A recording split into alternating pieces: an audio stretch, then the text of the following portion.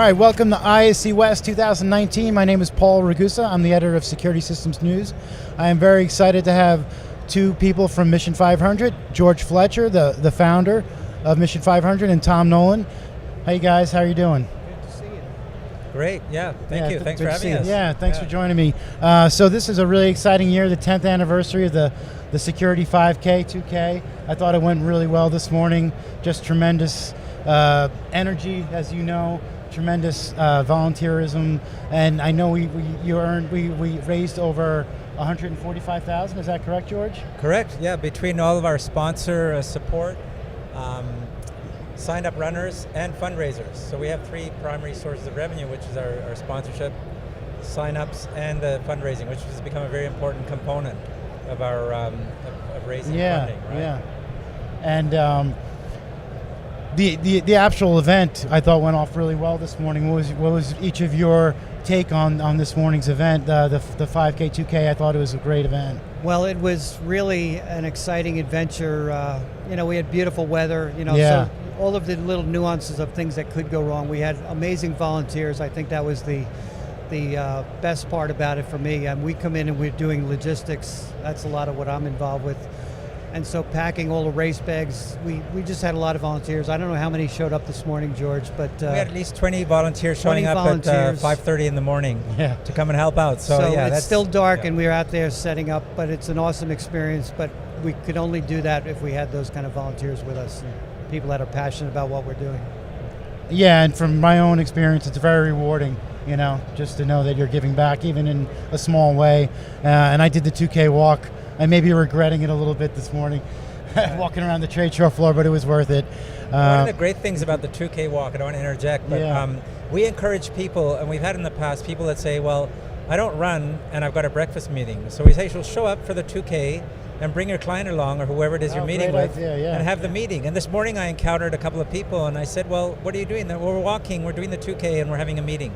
So brilliant. And they said we picked up on the idea. So it's a creative idea, way of participating. And it's great to walk with your peers, your company, however you want. So if a company like Axis, where they have the whole team, everyone here goes, which is amazing. It's and I know a lot of companies do that. participation. Yeah, so you have big groups, companies, coming together to support Mission 500, which is great. The other thing that's kind of new this year and also exciting is we're doing this virtual runner experience. Oh, so yeah, how did that go? People that can't make it to the event, they can actually be back in their own hometown and fully participate with us, or company-wide, you only send a handful of people here and then the rest of the company can participate. So that went well. It's a little bit of an experiment, but I think we're going to see this happen over and over again, where someone can actually be up in Boston or something and go to a local 5K, run with our t-shirt and raise money for kids around the country here. So, that's great. Yeah, and I know, I don't have a head count yet, but I know there's a whole box full of t-shirts that are going to virtual runners who signed up as virtual runners. So that's a great idea. All right, so getting past the 5K, 2K, I'm sure a lot of people know you do a lot more than that, but some don't know the scope of what Mission 500 does. Can we talk a little bit about some of the other things that you're doing throughout the year? The service trips, the backpack builds. Can we get into some of the other great things that Mission 500 does? Sure. Well, I think we could probably, if we had a calendar, it would be, it'd wear us out to talk about all the stuff we're doing, because it's really like almost every month we have multiple things going on. But this year we have a few things. We did a service trip to Puerto Rico and we almost rebuilt a whole house down there, put a new roof and restructured the whole thing.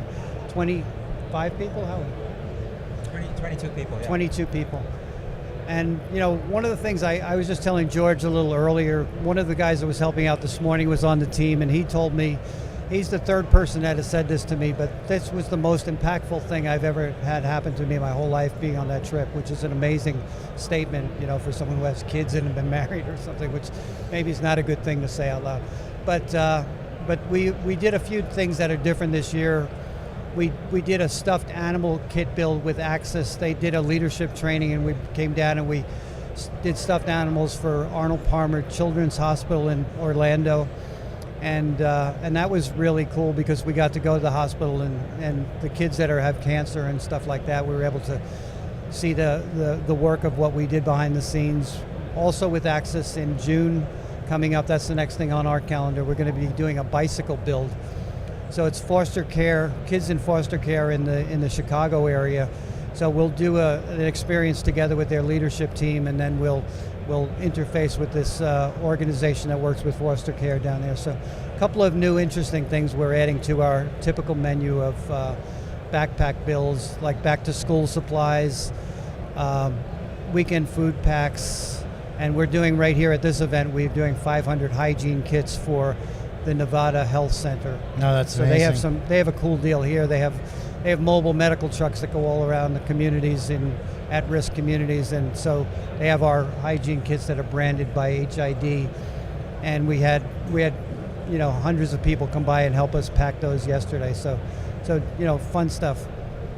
So just to add to what Tom was saying is we have a number of signature fundraising events throughout the year, namely the Security 5K, which is our longest running and our largest fundraiser. We also, a few years ago, I think this is going on to our 5th edition of our softball fundraiser up north in New Jersey.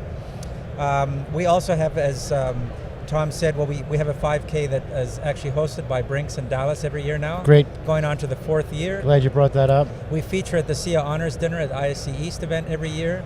And then these multiple other events that Tom refers to are typically in-house events for companies that they're building.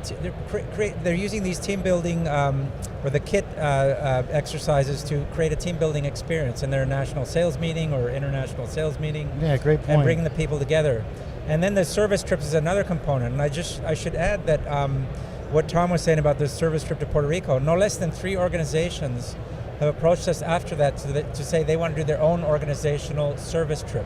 So in other words, just for them, their group of people of 15 to 20 volunteers that we'll send down to a service trip experience. So kind of like things, it gathers a momentum and an inertia of its own, and companies are picking up on this and wanting to get creative and do things themselves. Yeah, and that reminds me, when we spoke for the article about just how certain companies in the industry are become leaders, like the Brinks, the Access Communications, those type of companies, Altronics, have really stepped up, and others are taking notice and saying, hey, I'd like to do a similar thing. So like you said, there's a momentum, there's an infectious kind of thing that goes on where people want to get involved. It becomes contagious, is really what it is, and so we actually have been approached by ISC and SIA maybe doing a trip next June, because they missed the October because of ISC East is kind of their all hands on deck time. Yeah. So they said, we want to really do this ourselves. Can we do a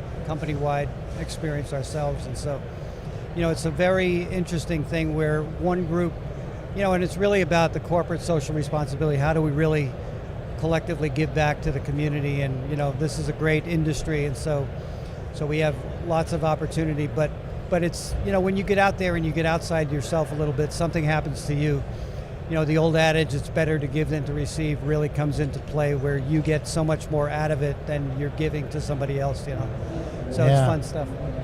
And I would add, Tom just cited corporate social responsibility. So everybody gets that, and everybody gets the fact that companies want to be viewed as good corporate citizens in their communities and in the world at large. So that's an important factor, and that's what we set out to do when we, creating Mission 500 is not only to draw attention to the needs of children, but also draw attention to the need of all companies to get involved in some form of corporate social responsibility, resulting in social impact in the communities where they do business. But more recently, in the last few years, the notion of employee engagement and using these opportunities to engage all of their team members has become an important part of corporate strategy. Because by engaging these people, the employee engagement, oftentimes it's bonuses and incentives, financial incentives that people are motivated by. Yeah. That's great, but it's like a sugar high. The high of that wears off in a short period of time.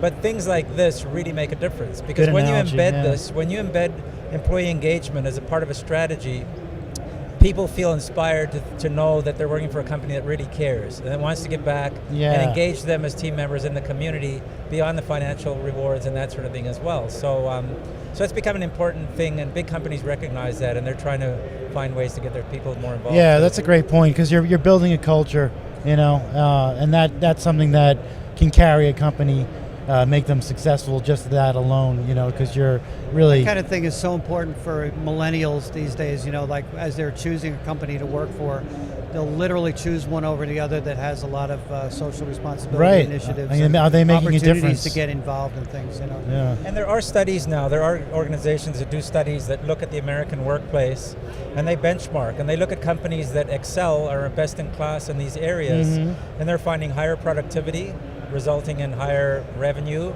and higher customer satisfaction, and better retention rates of their team members. So lower that's attrition. great. So there are actual indicators, business metrics, that are actually being impacted positively in that respect. Yeah, so we're able to quantify it now, which is amazing. And then I did want to ask, maybe George, you could talk first about this. The money that you raise, it really goes a long way. I mean, it goes directly to the children and the families, but you do a lot of things with that money, right? Well, there's a whole variety. Like we talked about these, there's back to school, so there's school supply kits. So we're not giving them brand new backpacks, we're maybe giving them resupply kits and drawstring bags and just making sure they have ongoing school supplies. Disaster relief. There's all these natural disasters that are happening around the country, these storms that are happening, and tropical storms and even snowstorms. And so there are communities affected by that. And so we're able to come alongside and help with hygiene kits. We've packed meal kits here at ISC as well. Oh, wow. And so there are families, a lot of children in underfunded schools, in Title I schools, their main meal of the day is what they get at school. Yeah, that's exactly right. And so if there's a long weekend or a 4-day period where they're not going to be at school, oftentimes there's food shortages in their homes. And so even just packing meal kits can make a difference in the lives of certain families and children. Absolutely. And did you want to add anything to that, Tom? Well, yeah, I think we are very, behind the scenes, we're very careful with our expenditures. We try to be good stewards of what we're giving, and then any way we can leverage it or multiply it or do some sort of matching experience with a company or something like that, it really extends what we can do. So we do try to be, on one level, we try to say, what can we do collectively as many organizations working together, and then when we work with an individual organization, like say Brink's headquartered in Dallas, what can we do to help in the Dallas area with at-risk people there? And a lot of times I feel like we're successful, that would be a good model where if we can introduce them to a concept that's reproducible or sustainable and get out of the way and let them do better than anything we could do, and we've won in that. So we started an initiative, maybe we could guide them a little bit and then let them take it to the next level, sometimes on a local experience. And just to echo what Tom is saying about matching funds, a lot of companies now, the larger companies, and I'll cite people like Axis and Brinks and others, the companies will match whatever the employees raise in fundraising, whether it be for a 5K or a year-end giving program. So that's wonderful. So that has a multiplier effect. Yeah. And everybody wins. The team member wins, and the company, it's all a tax-deductible contribution for the company. So that's amazing to see when that happens. And then one last question I wanted to ask you, what are some of your goals? Because you do so much, and like you said, you always want to raise the bar, but it's tough because you are a nonprofit, so there's only so much you can do. But so what's kind of like the battle cry, moving forward? How are we going to raise the bar? How are we going to get more people involved? Well, I would say, a case in point, this morning we have, Mission 500 is primarily part-time people that are helping.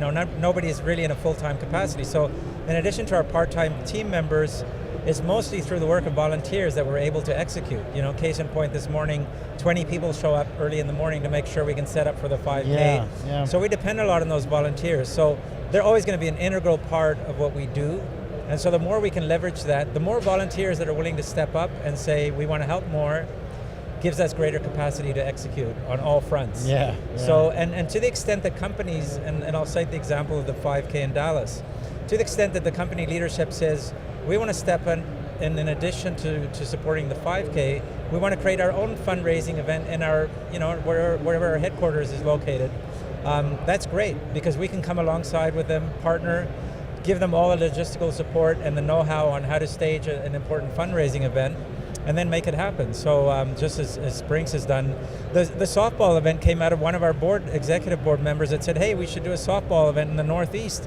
And I said, well, listen, if you really want that, these are all the hoops we have to jump through to get there. Are you willing to help us? Yeah. And she stood up and she said yes, and you know, that's how we actually made that happen, and that's why we're able to sit here and say we're going on to our 5th year. So I think to answer your question, a lot depends. Our capacity depends on companies and individuals willing to step up, and that will the more participation we have at that level, the more we'll write more great chapters in the history of what Mission 500 is doing in the security industry.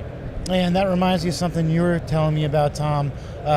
Possibility of maybe getting a softball game on the West Coast, because we have one on the East Coast. We're kind of dabbling with this. Is the second year we haven't pulled the trigger on it entirely, but not softball, but volleyball. So we're talking about like cool. LA on Huntington Beach or one of those cool beaches out there. We have a lot of momentum in that direction, and a few companies have said we really want to do it. We just, you know, one of the things that happens on the East Coast here, we have one key leader, Ken Gould, who works with ESA. Sure.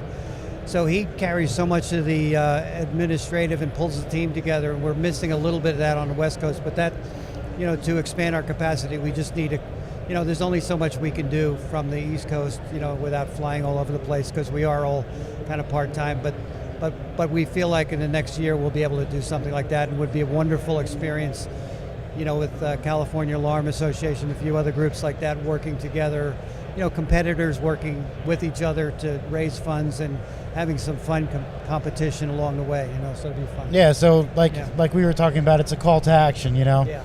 It's just really an opportunity for people to help change the lives of some people that are less fortunate than us. So thank you guys for what you do. George, thank you. Tom. Thank you for what you do. Thank you. Yeah, and all to say that you know, the Security 5K was actually an idea that was hatched around a table with Security Systems News. So you guys have been one of the, shall we say, one of the pioneers in making this happen, and proud to partner with you and make this a great annual fundraiser. So thank you for your support as well. Thanks, Appreciate Paul. that. Appreciate it. Thank you. Appreciate you. Thank you. Thank you. Thanks, guys. Great job.